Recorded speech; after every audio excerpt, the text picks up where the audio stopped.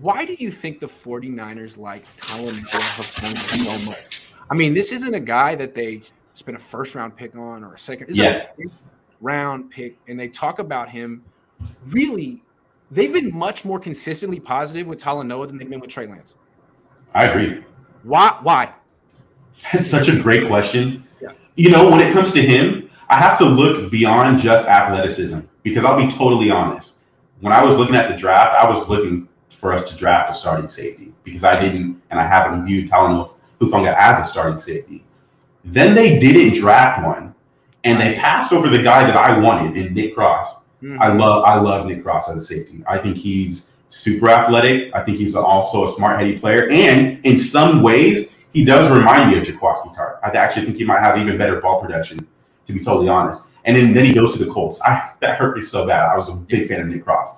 So the fact that they did pass over him, they passed over guys like Marquise Bell, they passed over those guys, it made me think, okay, why did they not draft one? And do they just see Talanoa Hufanga as a potential starting safety? And does that have anything to do with Jimmy Ward?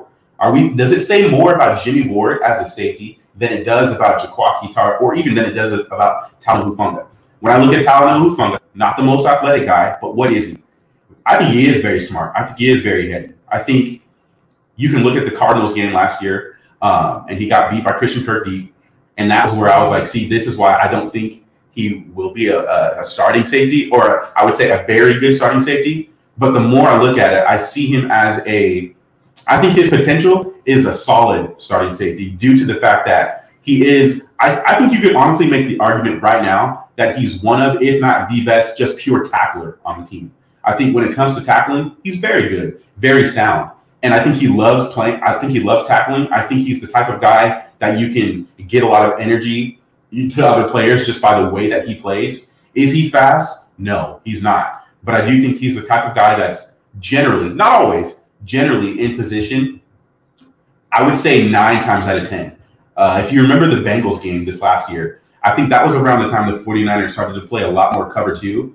Also remember, that's about the same time that Ambry Thomas came in to be starting corner. So when you look at cover 2 and what that defense does, it puts a lot more, I would say, pressure on the safeties to cover both deep halves, but also to fit the alleys during the runs as well, during run plays. So when that happens, I think that's where I personally feel Talanoa Hufanga is used best. I think he is a really great tackler. I think he has the ability to play on the deep half. I don't think he has the speed to match up one-on-one and just stay with the guy deep down the field. But if he's able to be, what's the word I was looking for? If he makes the play on Wednesday because he knows where he's supposed to be, I don't think he'll ever be out of position. So that being said, I think he has the ability to be a potential starting safety because of, one, he does have Jimmy Ward next to him, who's a Swiss Army knife. You can play him in the slot, you can play him back, you can play him in the box. I think that because of those things, it allows potentially Talanoa Hufanga to be a starting safety, just solid. I don't think he'll be anything amazing. Here's why I think the Niners are so enthusiastic about Talanoa Hufanga.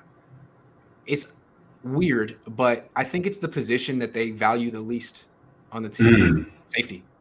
It's like it's like they haven't drafted a safety higher than round 5 since Kyle Shanahan and John Lynch have been there. And it's weird because John Lynch is one of the greatest safeties ever.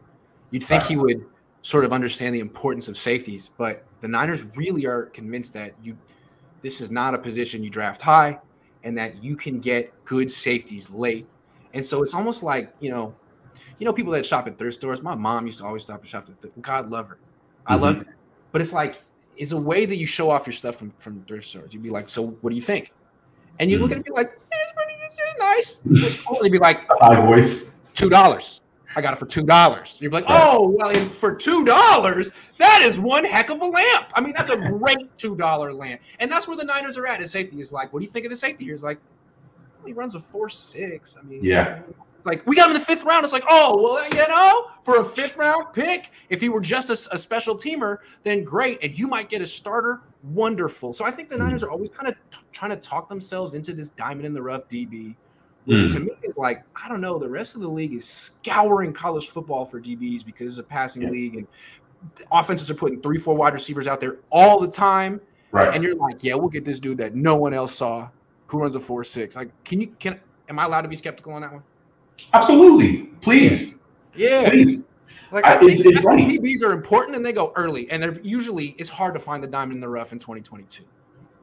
I agree.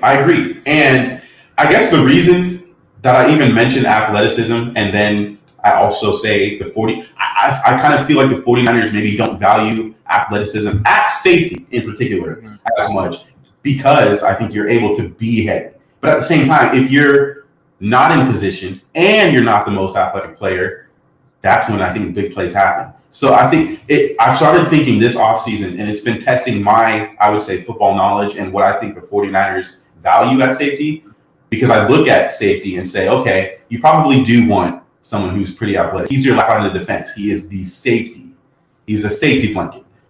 Yeah, I think you have that. There's so many ways that offenses can spread you out and single up those safeties and make them cover so many. And teams are going to do that. I'm going to tell you right now. They're going to do that. They're going to do that with this guy. And I know we're going to get to this in a little while, but then I think that puts more pressure on your slot, your nickel. Yep. Puts a lot more pressure on your outside corners. We'll get to that, so I don't want to jump too far into that. But I think when it comes to this, I've started thinking this offseason, you know what? I think the 49ers value smarts, intelligence, and being in position over just athleticism. And that's fine. I understand that. There's more to playing football than just athleticism.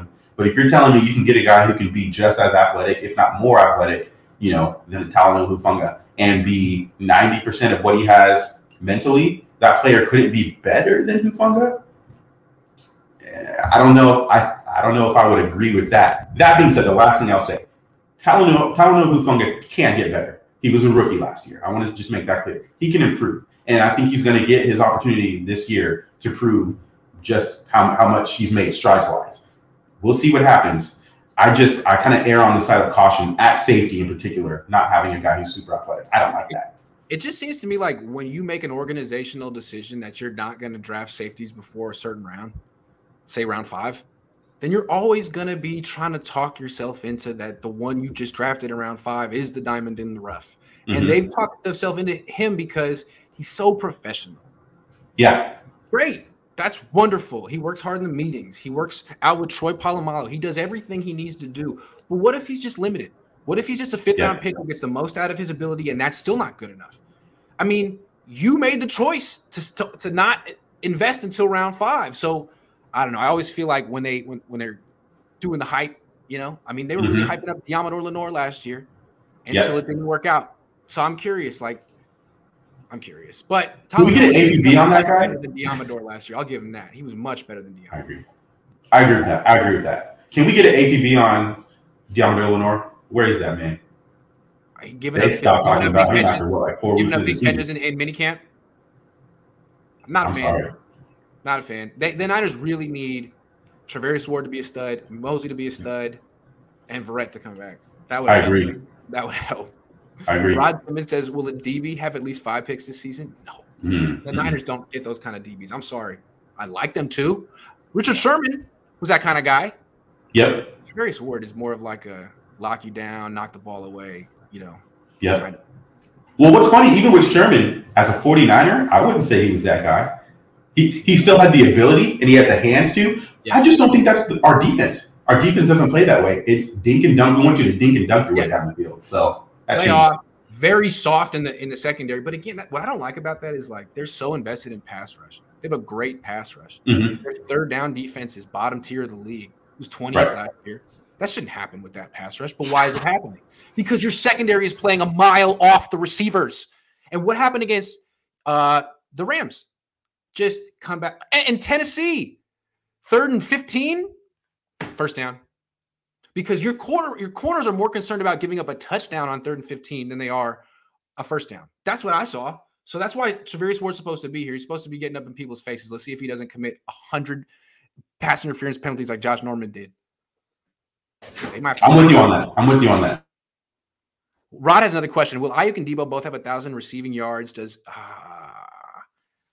a championship stop lynch Peter's rumors? Maybe. Hold on. 1,000 receiving yards? What do you think? Both of them. Both of them? Yes. I think yes, too, because I'm betting against Kittle this year. Sorry. Well, can we talk about that just for a split second, too? So I put out a post yesterday saying Trey Lance will have 4,000 plus yards this season to join. Yeah, Jeff Garcia, Steve Young. I just want people to understand and know that getting 4,000 yards isn't like getting 5,000 yards, especially in this day and age. And I think what people kind of forget sometimes, and they can look at Jimmy Garoppolo's stats, and I can read them off right now. I'm not going to, but I can show you multiple games, 13, 14 games where Jimmy Garoppolo threw the ball 25 plus times. All you have to do to get 4,000 yards is, one, stay healthy. We understand that. Stay healthy. Two, he has to be able to throw 236 yards on average per game. Now, does that mean there's going to be some weeks where he's going to boom and maybe have a 340-yard game? Sure. Are there also going to be weeks where he maybe throws for 215, 210 yards? Absolutely. So even though it's a run-first team and we're still going to run the ball, it's not like Kyle won't be willing to open up the offense, especially as I think the season progresses a little further. And then the last thing I'll say in regards to that, look at how Jimmy Garoppolo plays football, and then look at how Trey Lance plays football. They're two totally different styles. Jimmy Garoppolo's style of playing football is a bit more dangerous if we're going to be blunt about it. Sure. Jimmy Garoppolo plays a lot over the middle, whether it be short slants, intermediate crossers. That's how he plays football. Trey Lance, it's going to be more big playability, 100% will be that, but it's also safer when you're throwing the ball outside the numbers or you're throwing the ball away from corners too. So I just want people to realize and understand that getting 236 yards isn't as hard as I think people think it is. There will be opportunities, and then there's boom or bust play ability. So there will be times where he throws the ball to Deebo Samuel for 60 yards, and that's one play. Also, why Jimmy's so risky is that what I like to say, he plays football on a tennis court. He knows there's only so much field he can work with, and he's going to force those throws in there. And everyone, like, maybe not early in his career, they didn't know it, but now everyone knows that he's throwing the ball in that little tennis court, and they're breaking on those in breaking routes, and he's getting a lot of heavily contested passes. What Lance is going to do is just, to use a basketball term, he's going to spread the field. He's going to spread defenses out, and they're not going to be able to just be like, well, he's going to throw in this 10-yard box. Like, no, he's not. He's going to throw anywhere, like Josh Allen, and that's going to make things really tough, really tough. Tom Jensen says if Brock Pasta starts, we're beyond screwed. That is not nice. You're going to hurt his feelings, Tom. We do not hurt players' feelings here, okay? Because the motto on this show is if you don't have something nice to say about a player, you don't say anything at all, okay, Tom? Knock it off! Get with the program, man. Brock Pasta, that's hilarious.